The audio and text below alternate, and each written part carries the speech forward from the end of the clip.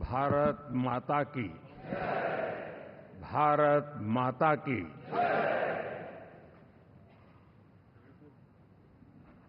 मैं सबसे पहले तो इस सभागृह में उपस्थित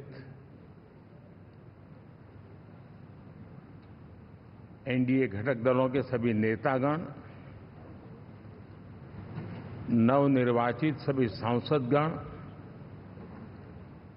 और हमारे राज्यसभा के भी सांसदगण, आप सबका हृदय से बहुत बहुत आभार व्यक्त करता हूं।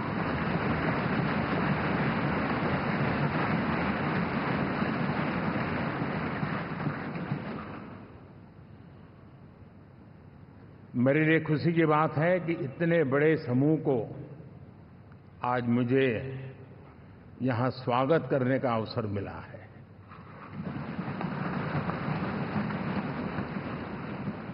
जो साथी विजयी होकर के आए हैं वे सभी अभिनंदन के अधिकारी हैं, लेकिन जिन लाखों कार्यकर्ताओं ने दिन रात परिश्रम किया है, न उन्होंने दिन देखा न रात देखी, और इतनी भयंकर गर्मी में हर दल के कार्यकर्ता ने जो पुरुषार्थ किया है, परिश्रम किया है, मैं आज संविधान सदन के इस सेंट्रल हॉल से सर झुका करके उनको प्रणाम करता हूं।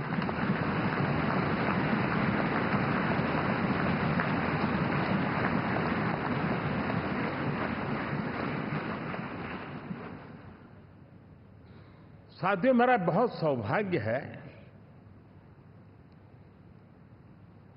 कि एनडीए के नेता के रूप में आप सब साथियों ने सर्वसम्मति से चुन करके मुझे एक नया दायित्व दिया है, और इसके लिए मैं आपका बहुत बहुत आभारी हूं।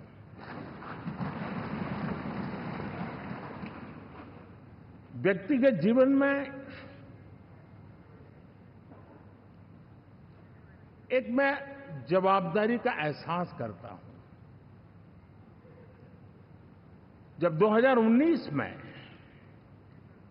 इस सदन में मैं बोल रहा था, आप सबने मुझे नेता के रूप में चुना था, और तब मैंने एक बात पर बल दिया था, विश्वास। आज जब आप मुझे फिर से एक बार ये दायित्व देते हैं, इसका मतलब है कि हम दोनों के बीच, हम आपस में विश्वास का सेतु इतना मजबूत है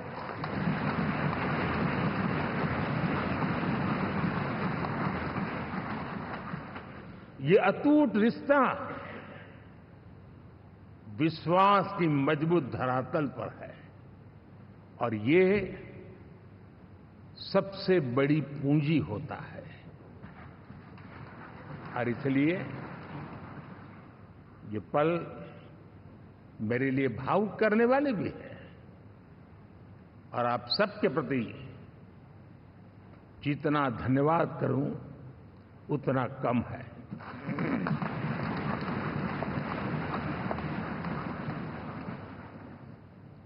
साथियों,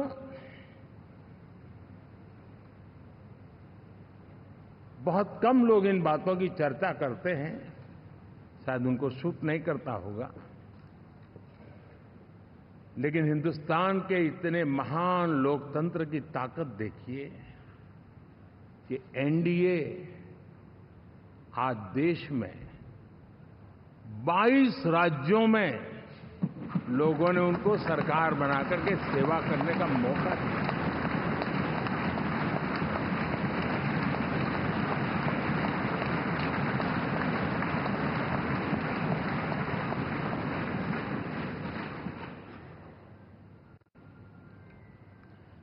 हमारा ये अलायंस सच्चे अर्थ में भारत की असली जो स्पिरिट है, जो भारत का आत्मा है,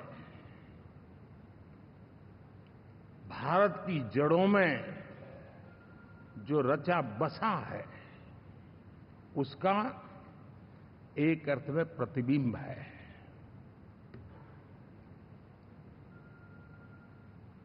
और मैं इसलिए कह रहा हूं कि थोड़ी नजर करें, हमारे देश में 10 ऐसे राज्य जहां हमारे आदिवासी बंधुओं की संख्या प्रभावी रूप से है, निर्णायक रूप से है, जहां इस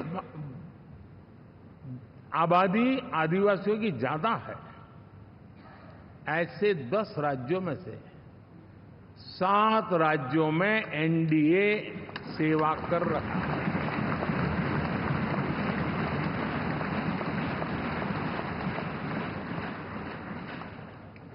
साथियों, हम सर्वपंथ संभाव के हमारे संविधान को समर्पित है और देश में चाहे हमारा गोवा हो या हमारा नॉर्थ ईस्ट हो, जहां बहुत बड़ी मात्रा में हमारे ईसाई भाई बहन रहते हैं, आज हम उन राज्यों में भी एनडीए के रूप में सेवा का अवसर हमें मिला हुआ है।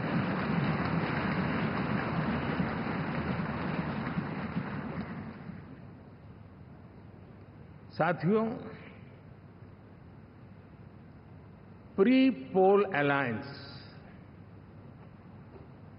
हिंदुस्तान के राजनीतिक इतिहास में और हिंदुस्तान की राजनीति में गठबंधन के इतिहास में प्री पोल अलायंस इतना सफल कभी भी नहीं हुआ है जितना कि एनडीए हुआ।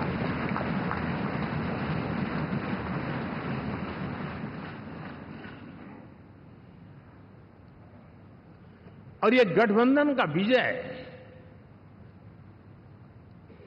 हमने बहुमत हासिल किया है और मैं कई बार कह चुका हूं, शब्द अलग होंगे लेकिन मेरे भाव उसमें एक सातत्य है।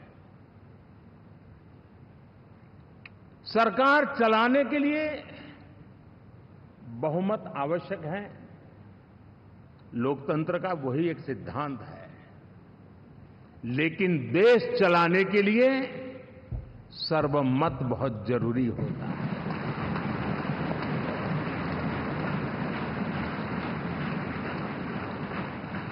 और मैं आज देशवासियों को यहां से विश्वास दिलाना चाहता हूं कि आपने जिस प्रकार से हमें बहुमत देकर के सरकार चलाने का सौभाग्य दिया है, ये हम सबका दायित्व है कि हम सर्वमत का निरंतर प्रयास करेंगे और देश को आगे ले जाने के लिए हम कोई कोर कसर नहीं छोड़ेंगे।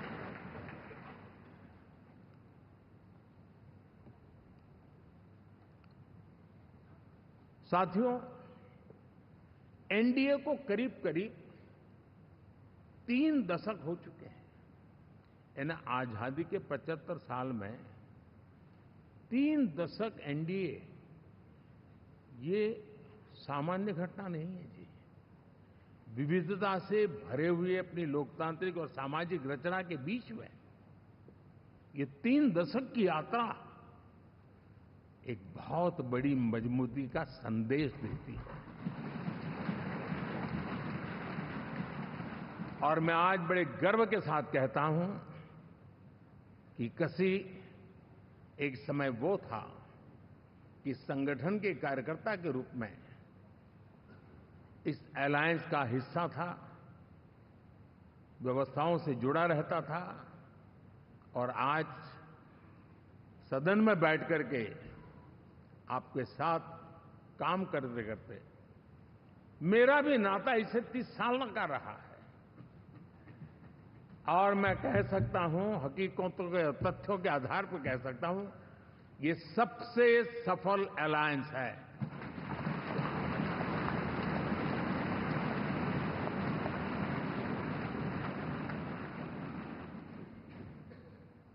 हम गर्व से कह सकते हैं कि 5 साल का टर्म होता है। इस अलायंस ने 30 साल में से 5-5 साल के 3 टर्म सफलतापूर्वक पार किए हैं और अलायंस चौथे टर्म में एंटर कर रहा है।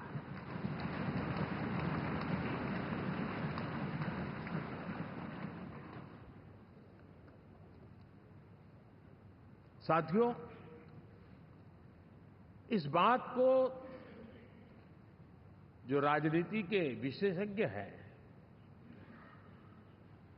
अगर मुक्त मन से, मुक्त मन शब्द बहुत महत्व का है, वे सोचेंगे तो पाएंगे कि एनडीए ये सत्ता प्राप्त करने का या सरकार चलाने का कुछ दलों का जमावड़ा नहीं है। ये राष्ट्र प्रथम की मूल भावना से, नेशन फर्स्ट के प्रति कमिटेड,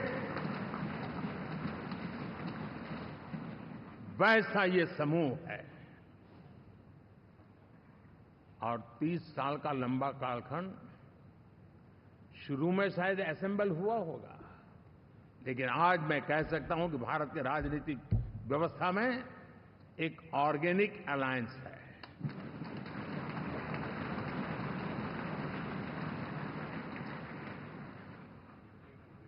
और ये मूल्य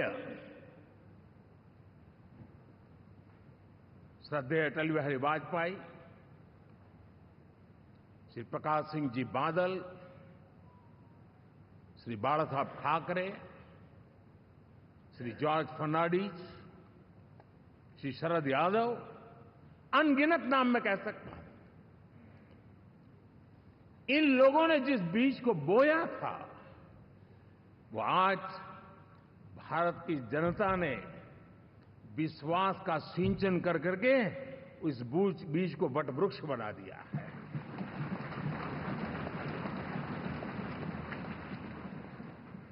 और हम सबके पास ऐसे महान नेताओं की विरासत है और हमें इसका गर्व है। बीते 10 वर्षों में हमने एनडीए की उसी विरासत, उसी मूल्यों को लेकर के निरंतर आगे बढ़ने का और देश को आगे बढ़ाने का प्रयास किया है। जैसे मैंने कहा, मुक्त मन से राजनीति के विश्लेषक अगर विश्लेषण करेंगे तो देखेंगे कि एनडीए का जो लोग दिखते हैं ना, उसमें एक कॉमन चीज नजर आती है और वो है गुड गवर्नेंस। इन सबने अपने अपने समय में, अपने अपने कार्यकाल में जब जब जहां सेवा करने का मौका मिला है, गुड गवर्नेंस इस देश को दिया है। और इस प्रकार से एनडीए एक प्रकार से, एनडीए कहते ही गुड गवर्नेंस ये अपने आप पर्यायवाची बन जाता है। साथियों, हम लोगों के सभी के कार्यकाल में, चाहे मैं गुजरात में रहा हूं या बाबू हमारे आंध्र में रहे हो या नीतीश जी ने बिहार के लिए भरपूर सेवा की हो, हम सबके अंदर केंद्र बिंदु में गरीब का कल्याण केंद्रस्थ रहा है।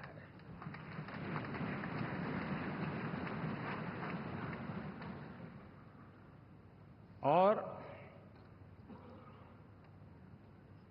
देश ने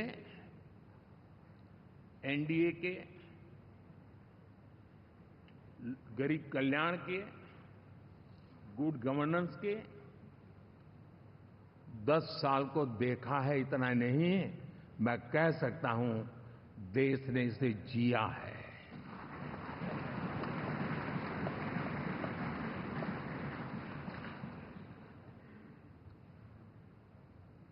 जनता जनार्दन ने सरकार क्या होती है, सरकार क्यों होती है, सरकार किसके लिए होती है, सरकार कैसे काम करती है, इसको पहली बार अनुभव किया है। वरना जनता और सरकारों के बीच में एक खाई की व्यवस्था ही बनी हुई थी। हमने उसको पाट दिया है। हमने सबका प्रयास का मंत्र देश को नई ऊंचाई पर ले जाने के लिए चरितार्थ करके देखा है। साथियों, एनडीए सरकार में हम अगले 10 साल में, मैं बहुत जिम्मेवारी के साथ कह रहा हूं, अगले 10 साल में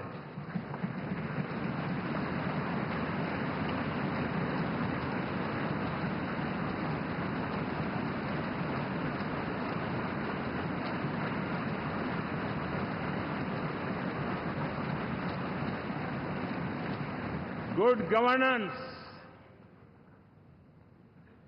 विकास, नागरिकों के जीवन में क्वालिटी ऑफ लाइफ, और मेरा व्यक्तिगत रूप से एक बहुत बड़ा ड्रीम है,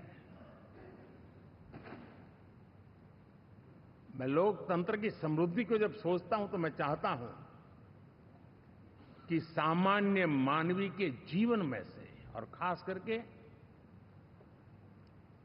मध्यम वर्ग, उच्च मध्यम वर्ग, उनके जीवन में से सरकार की दखल जितनी कम हो, उतनी लोकतंत्र की मजबूती है।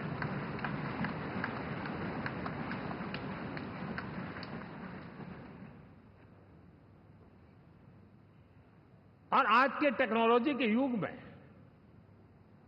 बहुत आसानी से हम, वरना एक दिन में 10 काम हो तो 10 अलग अलग वो सारी चीजें मांगेंगे।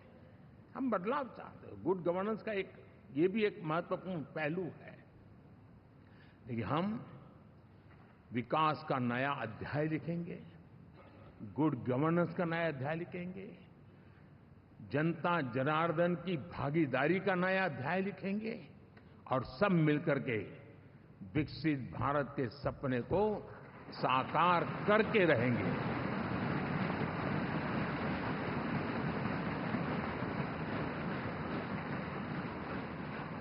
साथियों, एनडीए में, और मैं अगर विस्तार से कहूं तो सदन में किसी भी दल का कोई भी जनप्रतिनिधि होगा, मेरे लिए सब बराबर है।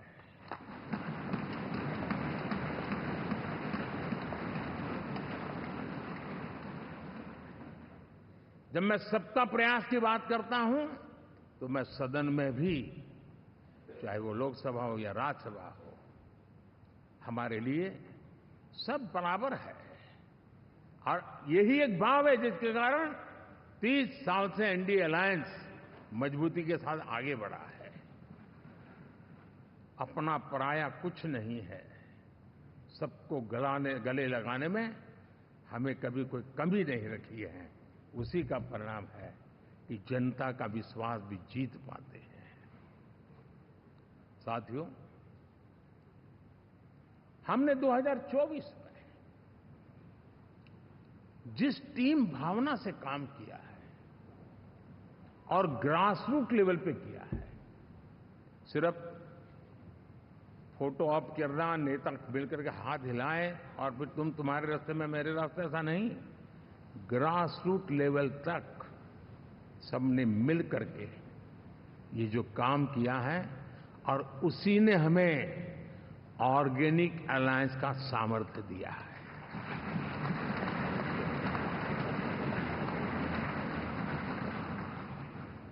एक दूसरे का सहयोग किया है। हर किसी ने यही सोचा, जहां कम वहां हम। अगर कोई कमी है तो मैं आऊंगा, मैं मेहनत करूंगा, लेकिन तुम्हें कमी नहीं रहने दूंगा। जहां कम वहां हम, ये हर कार्यकर्ता ने जी करके दिखाया है, और तभी तो जीत आती है। साथियों, कभी कभी मैं कह सकता हूं कि हमारा 10 साल का अनुभव है,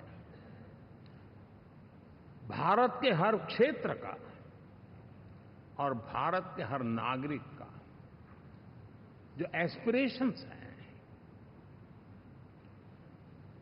रीजनल एस्पिरेशंस हैं, वे और नेशनल एस्पिरेशंस, इसका एक अटूट नाता होना चाहिए। इसके बीच में हवा तक गुजर न सके, इतना जुड़ाव होना चाहिए, तब देश आगे बढ़ता है।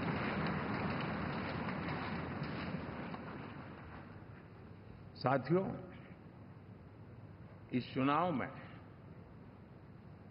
मैं कुछ उल्लेख जरूर करना चाहूंगा, जो मेरी नजरिए से मैंने देखा है। दक्षिण भारत में एनडीए ने एक नई राजनीति की नींव मजबूत की है।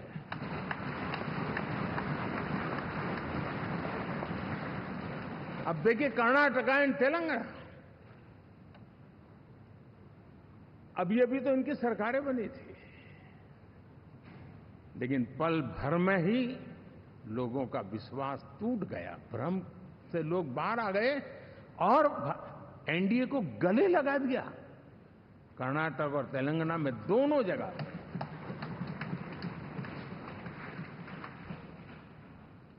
साथियों, तमिलनाडु, मैं तमिलनाडु की टीम को भी बधाई देना चाहूंगा,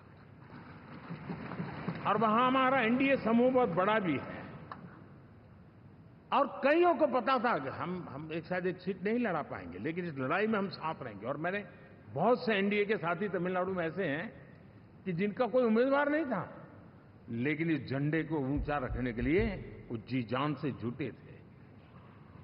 और इसलिए आज तमिलनाडु में भले हम सीट नहीं जीत पाए, लेकिन जिस तेजी से एनडीए का वोट शेयर बढ़ा है, वो साफ साफ संदेश दे रहा है कल में क्या लिखा हुआ है।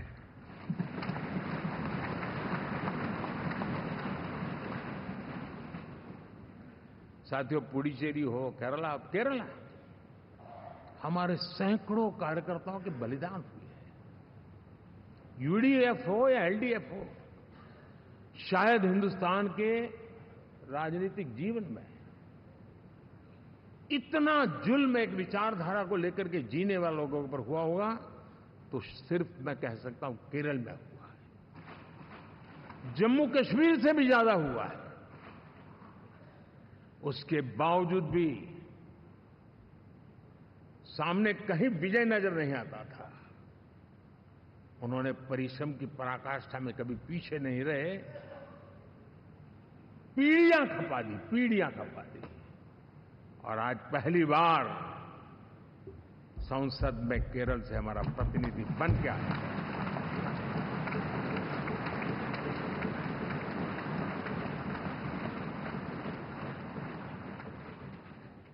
साथियों, अरुणाचल में हमने लगातार, हमारी सरकार बनती रही है और भारी समर्थन से बनती है। सिक्किम में भी हमारे एनडीए की सरकार करीब करीब क्लीन स्वीप के साथ, अरुणाचल क्लीन स्वीप। आंध्र, मैं अबू बाबू को पूछ रहा था, बोले हिस्टोरिकली ये सबसे हाईएस्ट विक्ट्री है।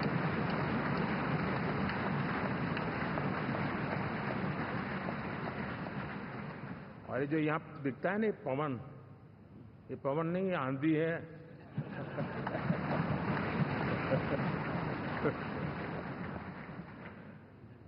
आंध्र ने इतना बड़ा हमारे प्रति जनमत दिया है। हिंदुस्तान के लिए एक सामान्य मानवी की विकास की जो जिजीविषा है, उसका प्रतिबिंब है। और महाप्रभु जगन्नाथ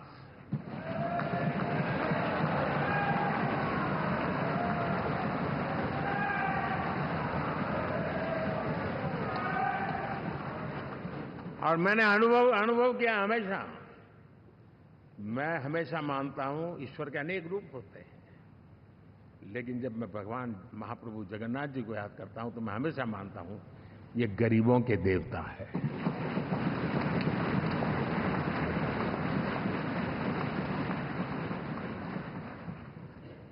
और वहां जो क्रांति रूप परिणाम आया है, मैं इसे एक रिवॉल्यूशन देख रहा हूं। और मैं इसके साथ कह सकता हूं कि विकसित भारत का हमारा जो सपना है, आने वाले 25 वर्ष, पहले मैंने 10 साल कहा था, यहां मैं 25 साल कह रहा हूं, आने वाले 25 साल महाप्रभु जगन्नाथ जी की कृपा से उड़ीसा देश की विकास यात्रा के ग्रोथ इंजन पैकी एक होगा।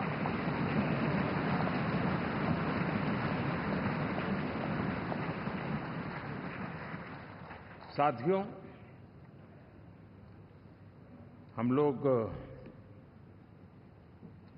जब 4 जून के नतीजे चल रहे थे, मैं तो अपने काम में कुछ व्यस्त था। बाद में फोन आना शुरू हो गए, तो मैंने किसी को पूछा, यार ये तो ठीक है आंकड़े वांकड़े, तो मुझे ये बताओ कि ईवीएम जिंदा है कि मर गया?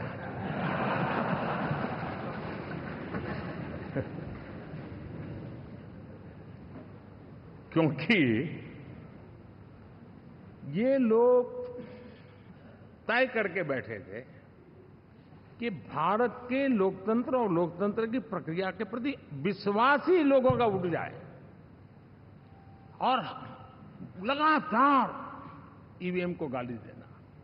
और मुझे तो लगता था कि शायद इस बार वो ईवीएम की अर्थी का जुलूस निकालेंगे, लेकिन 4 जून शाम आते आते उनको ताले लग गए, ईवीएम ने उनको चुप कर दिया। ये ताकत है भारत के लोकतंत्र की, ये ताकत है भारत की निष्पक्षता की, ये भारत की ताकत है भारत के चुनावी तंत्र की, चुनाव आयोग की। और मैं मानता हूं कि ये आशा करता हूं कि 5 साल तो अब ईवीएम शायद मुझे नहीं सुनाई देगा, लेकिन जब 29 में हम जाएंगे तो फिर से शायद ईवीएम को लेकर के नाचने की शुरुआत करेंगे, क्योंकि इनके सुधरने की संभावना बहुत कम है। आप देखिए, चुनाव के समय मैंने पहली बार देखा, शायद हर तीसरे दिन इलेक्शन कमीशन के काम में रुकावट आए, इसके लिए सुप्रीम कोर्ट के दरवाजे खटखटाए गए, भांति भांति की एप्लीकेशन, और एक ही टोली थी। और लोकतंत्र के प्रति जिनका भरोभार अविश्वास, ऐसे लोग सुप्रीम कोर्ट का उपयोग करते हुए कैसे रुकावट डाले, इसका निरंतर प्रयास करते रहे। और चुनाव आयोग की ताकत का एक बड़ा हिस्सा अदालतों में, इस पीक आवर्स में, चुनाव के पीक आवर्स में, यानी कितनी निराशा लेकर के ये लोग मैदान में आए थे कि उन्होंने पूरा हमला उसी इंस्टीट्यूट पे लगा दो, ताकि चुनाव के कोई भी परिणाम आए, हम दुनिया के सामने भारत को भी बदनाम कर लें। ये षड्यंत्र का हिस्सा था दोस्तों, और कभी भी देश उनको माफ नहीं करेगा। साथियों, इंडी गठबंधन वाले जब ईवीएम का विरोध करते हैं तो मैं सिर्फ एक चुनाव के रूप में नहीं देख रहा। मैं मानता हूं ये लोग मन से पिछली शताब्दी के सोच वाले लोग हैं। वे टेक्नोलॉजी को हम महत्व न समझते हैं, न टेक्नोलॉजी स्वीकार करने को तैयार है। और ये सिर्फ ईवीएम में दिखाई दिया, ऐसा नहीं, यूपीआई में दिखाया। जब हमने कहा कि हिंदुस्तान के लोग डिजिटल ट्रांजैक्शन करेंगे, फिनटेक की दुनिया में आज हिंदुस्तान का नाम हो गया, मानने को तैयार नहीं। आधार आज देश की एक पहचान बना है। मैं तो देख रहा हूं कि मुझे कई देश कहते हैं कि हमें आधार की पद्धति से आगे बढ़ना है, आप कैसे मदद कर सकते हैं। उस आधार को रोकने के लिए सुप्रीम कोर्ट में बार बार जाकर के परेशानियां पैदा की। यानी मूलतः ये प्रगति के विरोधी, आधुनिकता के विरोधी, टेक्नोलॉजी के विरोधी इंडी अलायंस हमने देखा है। साथियों, इस देश के लिए ये भी चिंता का विषय है कि विश्व में भारत के लोकतंत्र की ताकत को कम आंकने का प्रयास, और कितना एक्सट्रीम है। मैं दुनिया में ढोल पीट रहा हूं कि हम मदर ऑफ डेमोक्रेसी है, और ये दुनिया में जाकर के बता रहे नहीं हमारे देश में तो डेमोक्रेसी ऐसा कुछ नहीं, कि वो मोदी बैठ गया है, वो एक चाय बेचने वाला यहां पहुंच कैसे गया, कुछ तो गड़बड़ की होगी। ये जो इनकी मनस्थिति है जी, भारत के नागरिकों को चुनाव प्रक्रिया के प्रति अविश्वास पैदा करने का जो उनका षड्यंत्र है, मैं मानता हूं कि अब दुनिया भी भारत के लोकतंत्र की विविधता, विशालता, व्यापकता, गहनता, इन सबको भी जानने समझने के लिए आकर्षित होगी। ऐसे इस चुनाव के नतीजे में देख रहा हूं। साथियों, जब 1 तारीख को मतदान पूरा हुआ और 4 तारीख को काउंटिंग, इस बीच की चीजों को आप देखिए। योजनाबद्ध तरीके से देश को हिंसा की आग में झोंकने का बयान दिए जाते थे। यहां इकट्ठे होना, यहां पहुंचना, यहां करना। कुछ लोग इस चीज को गंभीर नहीं लेते हैं, लेकिन ये बहुत गंभीर है। आप भारत के लोकतंत्र को, पहले उसकी व्यवस्था को अनादर करते हो, अब परिणाम आने से पहले एक ऐसा माहौल बना दो कि बस आग लगा देंगे। हर प्रकार से उन शब्दों का अर्थ यही निकलता है कि उन्होंने देश को उस दिशा में ले जाने का प्रयास किया था। लगातार देश को गुमराह करने का प्रयास किया गया, देश के लोगों को बांटने का प्रयास किया। अरे, चुनाव एक ऐसा लोकोत्सव होता है कि ज्यादा से ज्यादा लोगों को हम जोड़े, तोड़ने के लिए नहीं होता है। लेकिन हर प्रकार से कोशिश यही की गई। साथियों, मैं मानता हूं कि 2024 के लोकसभा के चुनाव के जो नतीजे हैं, हर पैरामीटर से देखेंगे, दुनिया ये मानती है और मानेगी कि ये एनडीए का महाविजय है।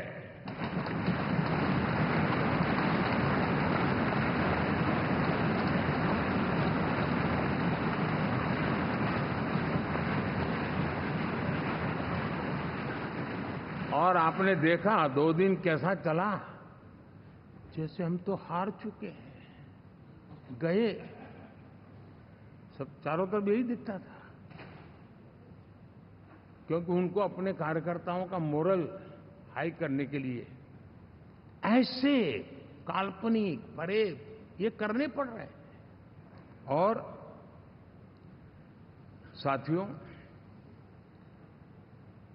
गठबंधन के इतिहास में अगर आंकड़ों के हिसाब से देखें तो ये सबसे मजबूत गठबंधन की सरकार है।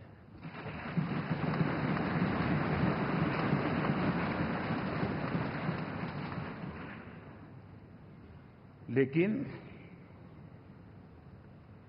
कोशिश ये की गई कि इस विजय को स्वीकार न करना, उसको पराजय के छाया में ही डुबो के रखना। लेकिन उसकी ऐसी चीजों की बाल मृत्यु हो जाती है, और हो भी गई। लेकिन देशवासी जानते हैं कि न हम हारे थे, न हम हारे हैं।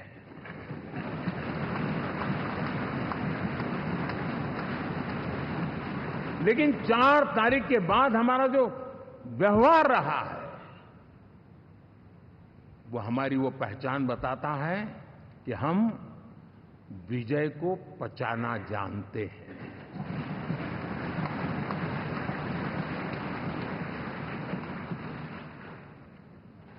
हमारे संस्कार ऐसे हैं कि विजय की गोद में उन्माद पैदा नहीं होता है और न ही पराजित लोगों के प्रति उपहास करने के हमारे संस्कार हैं। हम विजय को भी पचाते हैं और पराजित का भी उपहास करने की विकृति हम नहीं पालते। ये हमारे संस्कार हैं।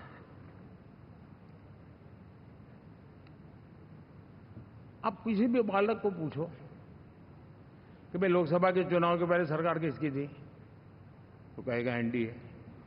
24 के नतीजों के बाद सरकार किसकी बनी, एनडीए। फिर हारे कहां से भाई? पहले भी एनडीए थी, आज भी एनडीए और कल भी एनडीए है।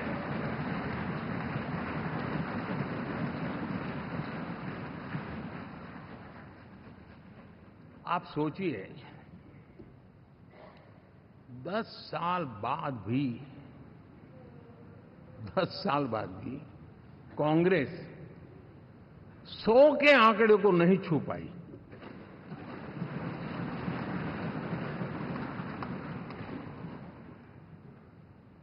और अगर मैं 14, 19 और 24 3 चुनावों को जोड़ करके कहूं,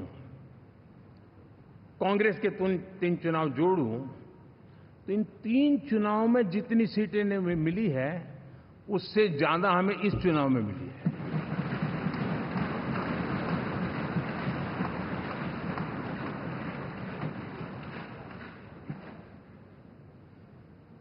और मैं साफ देख रहा हूं साथियों, एनडीए वालों को अंदाज नहीं है। वे धीरे धीरे पहले तो डूब रहे थे, अब तेज गति से ये गर्त में जाने वाले हैं।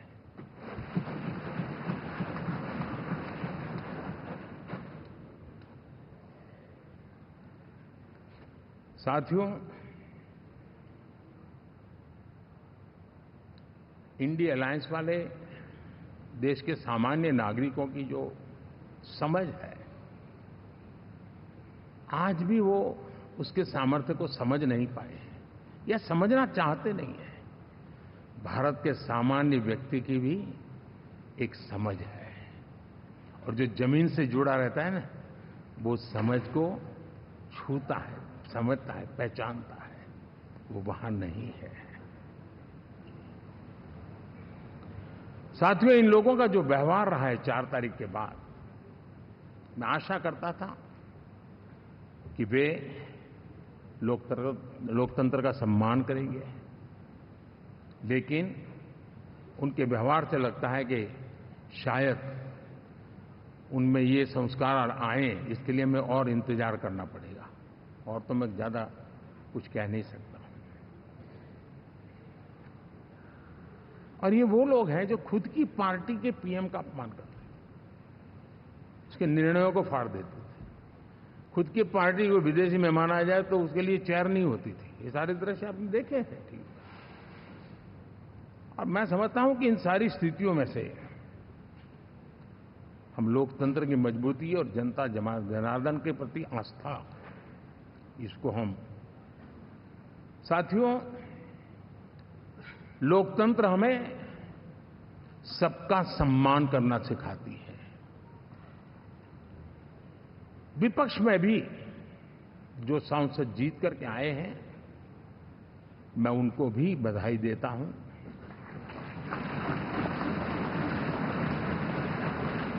और मैं पिछले 10 वर्ष में एक चीज मिस कर रहा था कि debate, participation, quality of debate मैं मिस कर रहा हूं। लेकिन मैं आशा करता हूं कि अब इस नया जो सदन बना है वो कमी मुझे खलेगी नहीं, शायद हमारे साथी भी राष्ट्रहित की नीयत के साथ सदन में आएंगे और भले वो विपक्ष में बैठे होंगे, लेकिन राष्ट्र के विपक्ष में नहीं है, हमारे विपक्ष में है। राष्ट्र में तो हम सब एक ही दिशा में हैं।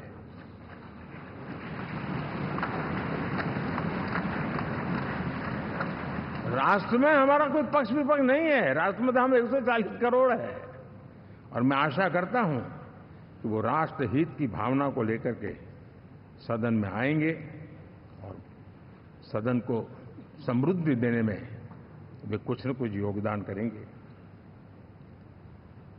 साथियों, 24 का जनादेश एक बात को बार बार मजबूती दे रहा है, बार बार मजबूती दे रहा है कि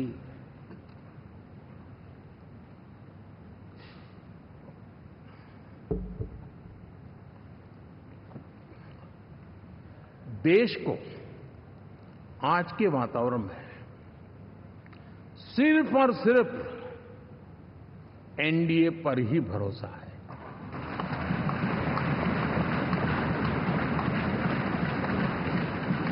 और जब इतना अटूट विश्वास है, इतना भरोसा है, तो स्वाभाविक है देश की अपेक्षाएं भी बढ़ेगी और मैं इसे अच्छा मानता हूं और हम सबका कर्तव्य भी मानता हूं।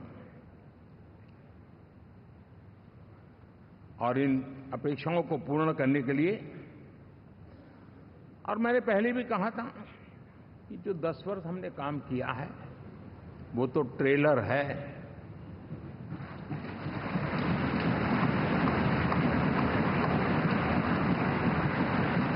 और वो मेरा चुनावी वाक्य नहीं था, ये मेरा कमिटमेंट है। हमें और तेजी से, और विस्तार से, और तेज गति से देश के आकांक्षाओं को पूर्ण करने में रत्ती भर भी विलंब नहीं करना है।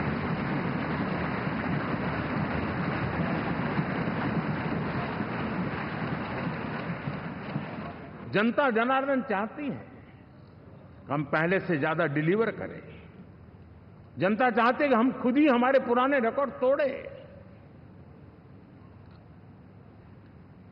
और मैं साथियों एक तरफ एनडीए रखूं, दूसरी तरफ भारत के लोगों के सपने और संकल्पों को रखूं, तो मैं कहूंगा NDA, new India, develop India, aspirational India.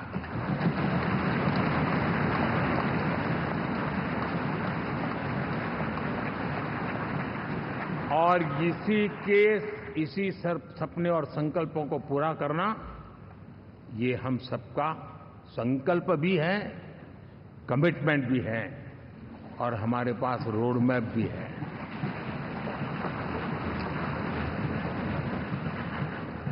साथियों, एनडीए ने हमेशा करप्शन फ्री, रिफॉर्म ओरिएंटेड, स्थिर सरकार देश को दी है। जब जब हमें अवसर मिला हम लोगों ने काम किया है। उसके सामने कांग्रेस नेतृत्व वाली यूपीए, अब उन्होंने पुरानी अपनी छवि सुधारने के लिए नाम बदल दिया, लेकिन पहचान घोटालों की है। आए दिन घोटाले, यही पहचान रही है। और नाम बदलने के बावजूद भी देश उनके घोटालों को नहीं भुला है, उनको नकारा है।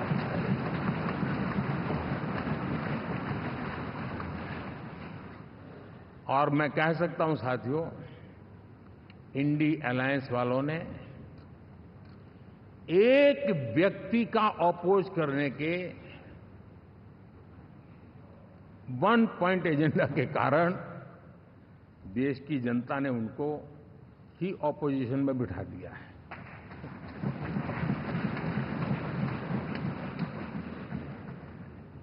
एनडीए विकसित भारत, इस संकल्प को लेकर के चुनाव में गया था। देश के लिए सकारात्मक सोच को लेकर के गया था। देश की युवा शक्ति के सामर्थ्य को समझ करके नए अवसरों को लेकर के देश को आगे बढ़ने की बात लेकर के गया था, जबकि हमारे सामने जो लोग थे वो भ्रम फैलाना, झूठ फैलाना, यही गुमराह करने वाले काम यही करते रहे थे। अब एनडीए और उनका देखें, इवन नामांकन में जाएंगे तो भी आपको देखेगा उनका चुनाव प्रचार, उनका नामांकन, हम लोगों का एक एक दृश्य देख लीजिए और उनका एक एक दृश्य देखिए, कितना बड़ा अंतर है। हर चीज में उनका कैरेक्टर दिखाई देता है। और क्या रहा, फोटो ऑप के लिए तो उन्होंने अलायंस घोषित कर दिया, लेकिन कितने ही राज्यों में वो आपस में लड़ते रहे हैं, चुनावी जंग में एक दूसरे की पीठ में छुरा भोंकते रहे हैं। कभी उन्होंने कहा कि ये तो हमारा वैचारिक अलायंस है, वो विचार लेवल पर ठीक है, बाकी नीचे तो हमारा अपना हम तैयार करेंगे। और अब फिर उन्होंने कहा कि भाई हम तो सीट के आधार पर अलायंस करेंगे, टोटल न भी करें, ये भी खेल खेला। और अभी अभी तो चुनाव पूरा शुरू कर दिया कि ये तो हमारा अलायंस लोकसभा के चुनाव के लिए ही था, बाद में नहीं है, ये भी शुरू कर दिया।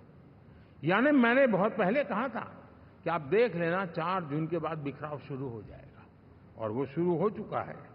इसका मतलब ये हुआ कि वो सिर्फ और सिर्फ सत्ता सुख के लिए एक दूसरे का साथ देने की कोशिश करते थे, लेकिन उनमें उनका अगर स्वार्थ निश्चित होता तो साथ देना, वरना नहीं देना, एक कैरेक्टर था।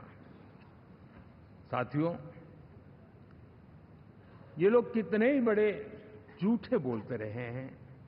और आप देखिए, चुनाव के समय उन्होंने देश के सामान्य नागरिक को गुमराह करने के लिए जो पर्चियां बांटी कि ये देंगे और वो देंगे और टिकना देंगे, फलाना देंगे, 2 दिन से मैं देख रहा हूं कि कांग्रेस के दफ्तरों पर लोग कतार लगा के खड़े हैं कि ये पर्ची है, 1 लाख रुपया कहां है, लाओ भाई, मांग रहे हैं लोग।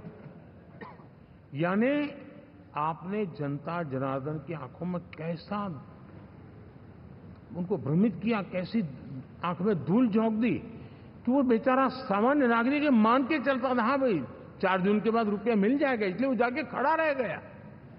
और अब उसको धक्का मारा जा रहा है, डंडे मारे जा रहे हैं, वहां से निकाला जा रहा है। अब इस प्रकार का चुनाव, ये अपने आप में देश के गरीबों का अपमान है, हमारे देश के सामान्य नागरिकों का अपमान है। और कभी भी देश ऐसी हरकतों को न भूलता है, न ही कभी माफ किए बिना माफ कभी करता है।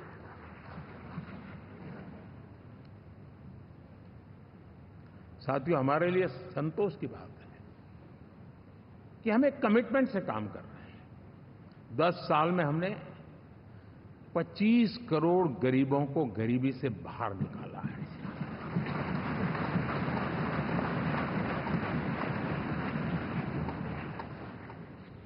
गरीब कल्याण का एक सुरक्षित मजबूत कवच दिया है हमने उसको, और उसके अंदर भी एक नए एस्पिरेशंस पैदा हुए हैं कि हां, अब मुझे गरीब नहीं रहना है, और उसके लिए मुझसे जो हो सकेगा मैं हर अवसर का फायदा उठाऊंगा। 3 करोड़ गरीबों को घर, ये ऐसे कहने का आंकड़ा नहीं है जी, कितनी मेहनत पड़ती है मुझे मालूम है, लेकिन हम सफलतापूर्वक इसको कर पाए हैं। 4 करोड़ लोगों को दे चुके हैं, 3 करोड़ का हम संकल्प लेकर के आज से आगे बढ़ेंगे। यानी ये भी हिम्मत है कि 4 करोड़ देने के बाद जिन परिवारों का विस्तार हुआ है, जरूरत पड़ी है, और राज्यों की भी उसमें इच्छा है, 3 करोड़ नए घर बनाने का संकल्प। 70 वर्ष की आयु से ऊपर के व्यक्तियों को, नागरिकों को 5 लाख रुपए तक इलाज के लिए मुफ्त इलाज की व्यवस्था। मुद्रा योजना के तहत हमारे नौजवानों को कारोबार के लिए 20 लाख तक की उनकी बैंक से उनको लोन मिले, इसकी व्यवस्था। ये मैं समझता हूं कि वायदा हमारे तीसरे कार्यकाल की गारंटियां, सब मैं अभी बताता नहीं हूं, लेकिन इन गारंटियों के प्रति हम कमिटेड हैं और उसे पूर्ण करने के लिए हम कोई कमी नहीं रखेंगे। साथियों, गरीब का सशक्तिकरण और मिडिल क्लास को सुविधा, ये हमारी प्राथमिकता है, क्योंकि मध्यम वर्ग अब इस देश का एक बहुत बड़ा चालक बल है। भारत की ग्रोथ स्टोरी में ये ऐसे ऐसे नए फोर्सेस मैं देख रहा हूं जो हमारी बहुत बड़ी शक्ति बनने वाले हैं, और इसलिए हम उस पर भी उतना ही, और मिडिल क्लास की बचत कैसे बढ़े, सेविंग कैसे बने, उसके लिए, उसके क्वालिटी ऑफ लाइफ के लिए हम क्या कर सकते हैं, हमारी योजनाओं का विस्तार कैसे किया जाए, हमारे नीति नियमों में बदलाव कैसे किया जाए, उस पर भी हम आने वाले दिनों में काम चाहते हैं। साथियों, पंचायत से पार्लियामेंट तक हमारी नारी शक्ति की सक्रिय भागीदारी, ये हमारा कमिटमेंट है, और हमने हमारे पिछले कार्यकाल में नारी शक्ति वंदन अधिनियम करके उस बात को हमने आगे बढ़ाया है। और वो दिन दूर नहीं होगा जब हमारे सदन में बहुत बड़ी तादाद में हमारी माताएं बहनें देश का नेतृत्व करती हुई दिखाई देगी।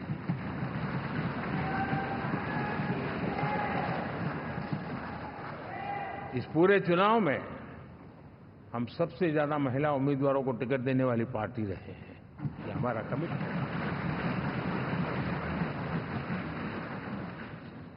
हमारी महिला सांसदों को जो आशीर्वाद देश की जनता ने दिया है, मैं इसके लिए विशेष रूप से उनका आभार व्यक्त करता हूं। और साथियों, आपने देखा होगा G20 समिट में दुनिया के सामने एक विषय लेकर के हम बड़े आग्रह से गए हैं, और वो है empowerment of women, development of women. इन सारी बातों को तो हम परिचित हैं। हमने एक नया शिफ्ट किया है, और हम G20 समिट से भी इसको आगे बढ़ा रहे हैं, विमेन लेड डेवलपमेंट।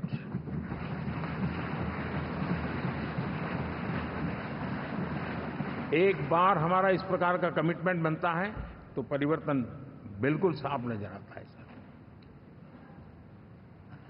साथियों, एनडीए का ये कार्यकाल बड़े फैसलों का है, तेज विकास का है, और अब हम समय गंवाना नहीं चाहते कि हम 5 नंबर की इकोनॉमी से 3 नंबर की इकोनॉमी पर पहुंचना है।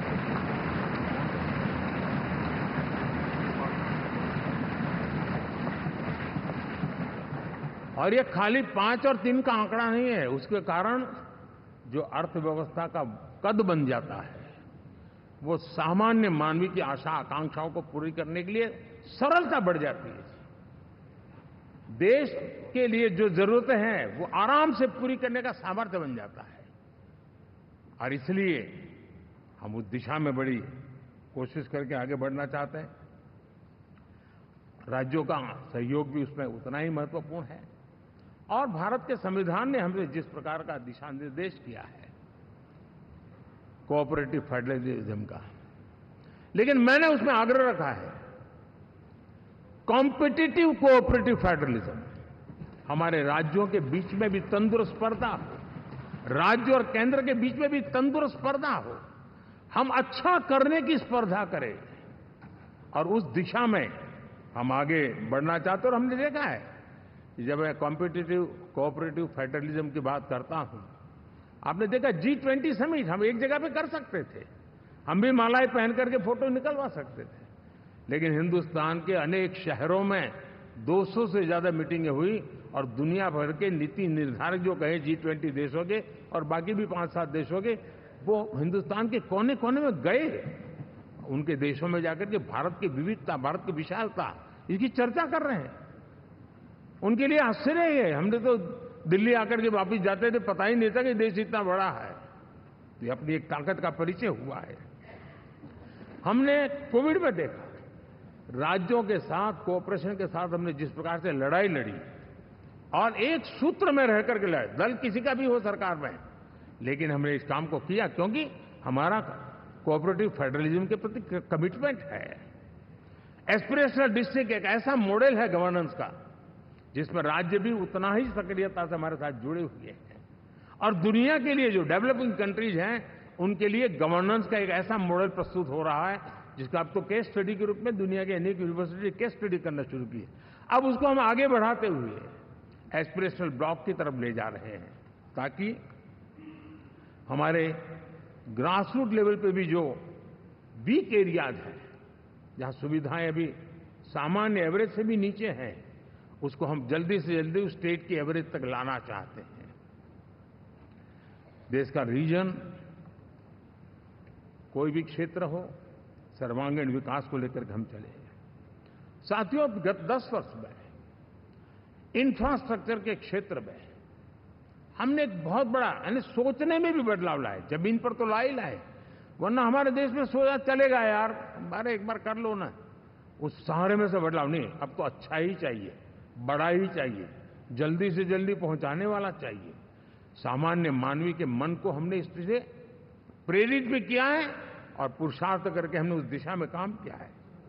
5 साल में हमें गति शक्ति, यानी इस प्रकार के प्लेटफॉर्म पर जो काम किया है, जो काम 6-6, 8-8 महीने तक नहीं होता था, वो आज 15-20 दिन में कर सकते हैं। सर, टेक्नोलॉजी का उपयोग करके हम काम कर रहे हैं। और ये जब होता है तो उसका मूल फायदा देश के नौजवानों के लिए रोजगार के अति अवसर बन जाते हैं। उनके लिए जीवन में सिलेक्शन के लिए बहुत बड़ा दायरा बढ़ जाता है। और वो हमें, साथियों, आज भारत दुनिया में विश्व के लिए एक नया मैन्युफैक्चरिंग हब के रूप में उभर रहा है।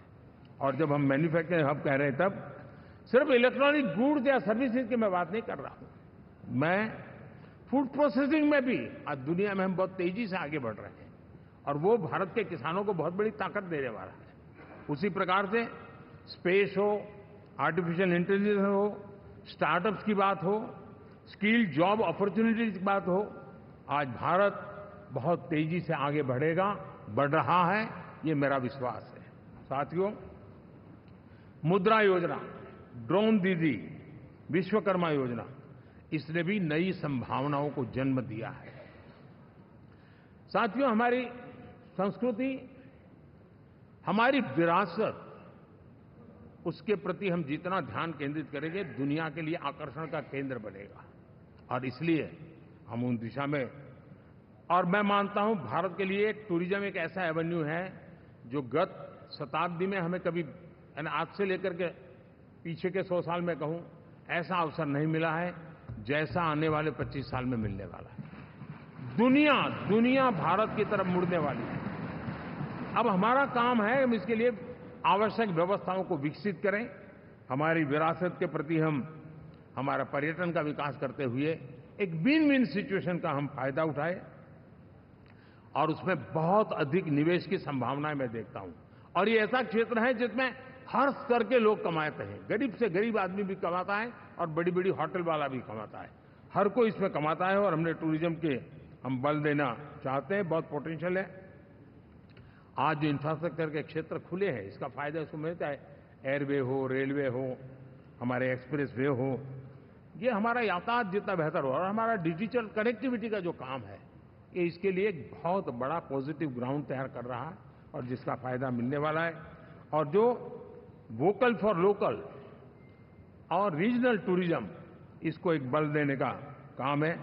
साथियों, अब दुनिया एक नए युग में प्रवेश रही है। जिस समय औद्योगिक क्रांति हुई, उस समय हम गुलामी के दौर से गुजर रहे थे। तो औद्योगिक क्रांति का जितना फायदा लेना चाहिए हम नहीं ले पाए। अब एक नया युग शुरू हो रहा है, हरित युग, ग्रीन एरा। भारत के पास बहुत संभावनाएं हैं इसका नेतृत्व करने की, और हम इसके लिए आने वाले दिनों में ग्रीन हाइड्रोजन की बात हो, ग्रीन एनर्जी हो, या ग्रीन जॉब्स हो, या ग्रीन मोबिलिटी हो, इन सारे विषयों को हम इतनी तेजी से आगे बढ़ाना चाहते हैं ताकि इस हरित युग का नेतृत्व दुनिया में भारत का सामर्थ्य सिद्ध कर दें, ये हम चाहते हैं। साथियों, इसी सिलसिले में इस 5 जून को जब पर्यावरण दिवस था, 4 जून को नतीजे आ गए थे। तो उसी दिन मेरे मन में एक विचार आया कि कार्यक्रम 5 जून को हमने आरंभ किया, एक पेड़ मां के नाम। हर किसी को मां के प्रति श्रद्धा होती है, और मैं भी देशवासियों को कहूंगा कि आने वाले समय में कभी आपकी माताजी का जन्मदिन हो, क्या कोई और शुभ दिन हो, अपनी मां के नाम पर एक पेड़ लगाइए। और मां जीवित हैं तो साथ लेकर जाइए, उनकी फोटो आप सोशल मीडिया में अपलोड कीजिए, और मां नहीं है तो उनकी फोटो रख करके एक पेड़ लगाइए, और वो अपनी मां का भी सम्मान होगा और धरती मां की सेवा होगी। हम इन 2 माताओं की सेवा करें। साथियों, एनडीए, अब भारत आइसोलेशन में नहीं जी सकता। वैश्विक परिवेश में भारत की भूमिका दिनों दिन बहुत बढ़ती चली जा रही है। 2014 में जब एनडीए की सरकार बनी, पूरे विश्व में उसी एक पल से ही एक नया जिज्ञासा पैदा हुई, थोड़ी आशा के संकेत उनको नजर आने लगे, और फिर उस बदलाव बहुत बड़ा तेजी से आया। और पिछले 10 वर्ष में भारत ने जिन कामों को बढ़ लिया है, आज भारत की छवि विश्व बंधु की बन चुकी है। दोस्तों, विश्व हमें एक बंधु के रूप में स्वीकार कर रहा है, और जब दुनिया हमें विश्व बंधु के रूप में स्वीकारती है तो हमारी वैश्विक जिम्मेवारियों को भी हमने हमारे आने वाले रोड मैप में महत्व देना ही होगा। और भारत की सफल विदेश नीति ने अच्छे परिणाम भी दिए हैं। हमने हर संकट को उस प्रकार से हैंडल किया जिस प्रकार से मानवीय मूल्यों को हमने प्राथमिकता दी। उसका परिणाम है कि सामान्य मानवी के मन में ये विश्व बंधु वाला भाव बहुत मजबूत हुआ, और भारत का सेवा भाव का जो कैरेक्टर है उसको विश्व ने पहचाना है। चाहे यूक्रेन का संकट हो, चाहे अफगानिस्तान का संकट हो, हर हमारे लोगों को बचाना हो, हमने किसी भी में हमने कोई कमी नहीं रखी है। और साथियों, ये क्षमता के कारण भारत में निवेश की संभावनाएं बहुत बढ़ने वाली है। मैं राज्यों से भी कहूंगा कि आप प्रगतिशील नीतियां बनाकर रेडी रहिए। विश्व आज आपके आंगन पे दरवाजे पर दस्तक दे रहा है, और जो राज्य ज्यादा स्पष्ट नीतियों के साथ आएगा, जो राज्य उन कंपनियां विदेशी आने वाले लोगों को ठीक से हैंडल करेगा, उसको बेनिफिट मिलने ही वाला है। और भारत ने जो नीतियां बनाई है, भारत ने जो वातावरण बनाया है, उसका लाभ भारत के हर राज्य को मिलना चाहिए, और उस दिशा में हम तेजी से काम करना चाहते हैं। साथियों, हमने G20 समिट में देखा है, दुनिया का भारत के प्रति नजरिया बदला है। जो लोग इन चीजों को माइन्यूटली देखते होंगे उनको पता होगा कि G20 एक प्रकार से कई संकटों से गुजर रहा था।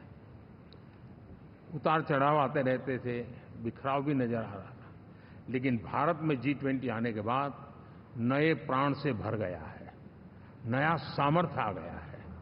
और ये भारत की ताकत है कि उसने पूरे विश्व को जोड़ने में G20 के माध्यम से बहुत बड़ा काम किया है।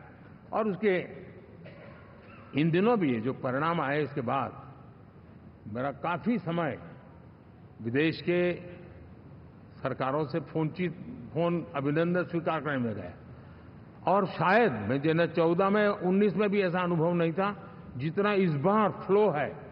दुनिया के करीब करीब, अब नाम ले, उसने भारत को शुभेच्छा व्यक्त की है या बात करने की कोशिश की है। यानी ये वैश्विक जो हमारा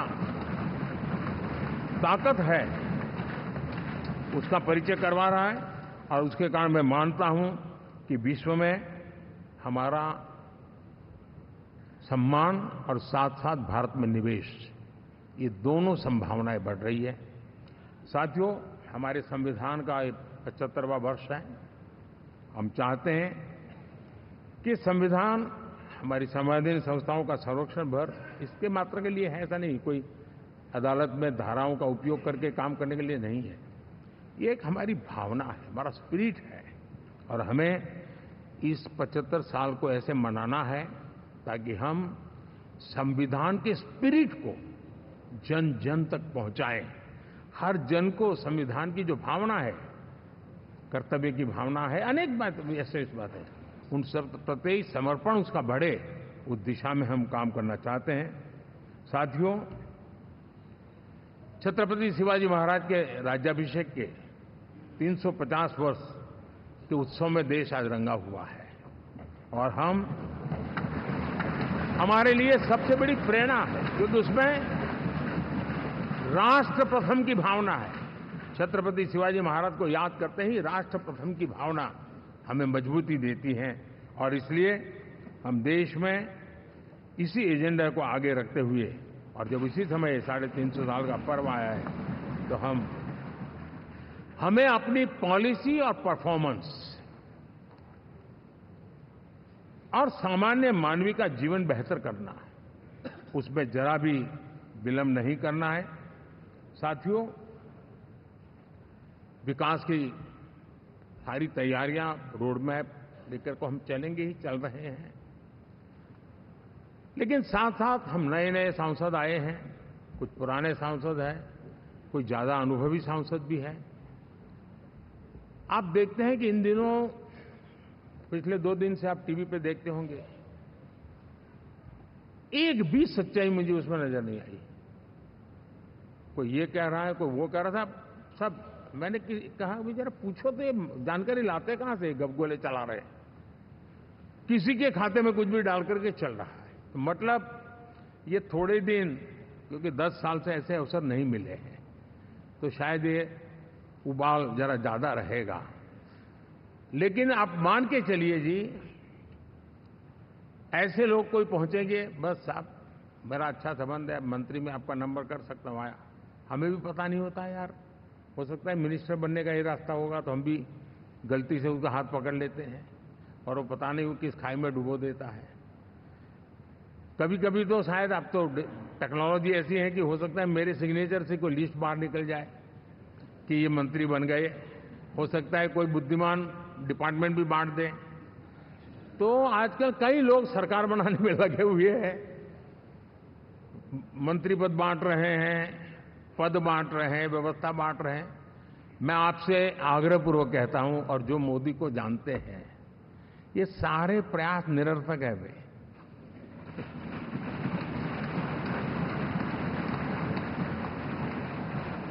आप भी किसी का फोन आ जाए तो 10 बार वेरीफाई कीजिए कि जिसने फोन किया है वो सचमुच में अथॉरिटी है। अदरवाइज कोई भी कहे भाई आपका नाम हो गया है, सुबह परिवार को बुला लीजिए, शपथ समारोह में आना है, हो गया। तो ऐसी गपबाजी करने वाली एक बहुत बड़ी फौज रहती है। कुछ लोग आदतन करते रहते हैं, कुछ लोगों को मजाक आती है लेकर, और कुछ लोग बद-इरादे से करते हैं। मेरा सभी सांसदों से आग्रह है कि हम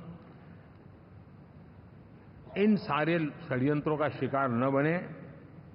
दूसरा, हमारे जो इंडिया अलायंस वालों ने इस चुनाव में फेक न्यूज में एक्सपर्टाइज कर लिया, डबल पीएचडी कर लिया उन्होंने, वो शायद इसका भरपूर उपयोग करेंगे।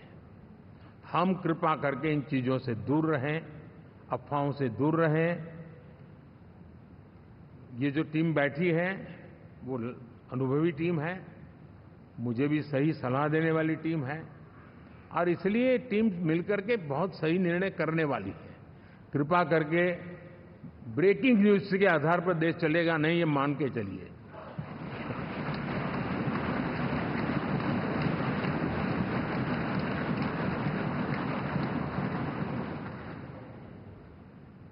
साथियों, विकसित भारत का संकल्प लेकर के हम चले हैं। 3 नंबर की इकोनॉमी पहुंचना मैं जानता हूं, निश्चित रोड मैप के साथ उसको हम पार करने वाले हैं। और मैंने पहले भी कहा था कि मेरा पल पल देश के नाम है, मेरा पल पल आप लोगों के नाम है। मैं 24/7 अवेलेबल हूं।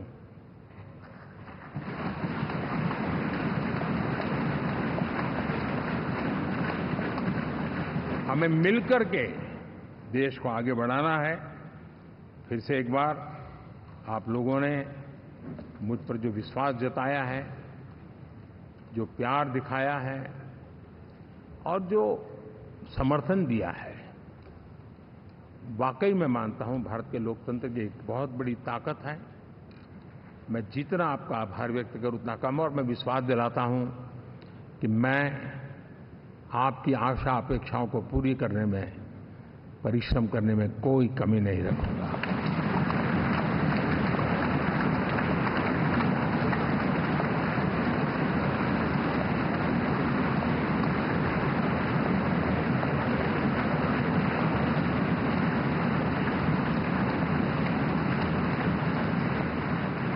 मेरे लिए जन्म सिर्फ और सिर्फ वन लाइफ वन मिशन, और वो है मेरी भारत माता। ये मिशन है 140 करोड़ देशवासियों के सपनों को पूरा करने के लिए खप जाना।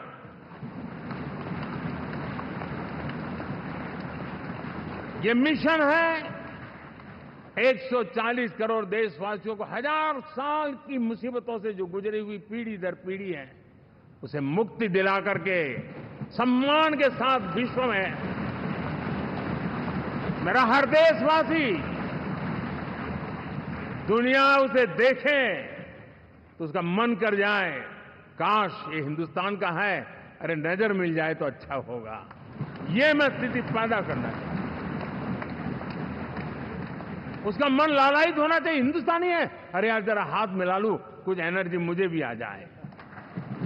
मैं देश को इस ऊंचाई पे ले जाना चाहता हूं। और साथियों, मुझे पक्का विश्वास है आपका साथ, आपका सहयोग, आपका अनुभव बहुत बड़े परिणामों की संभावनाएं लेकर के आया है। लोकसभा का ये गठन उन सभी आकांक्षाओं को पूरा करेगा। मैं फिर एक बार आप सबका हृदय से बहुत बहुत धन्यवाद करता हूं।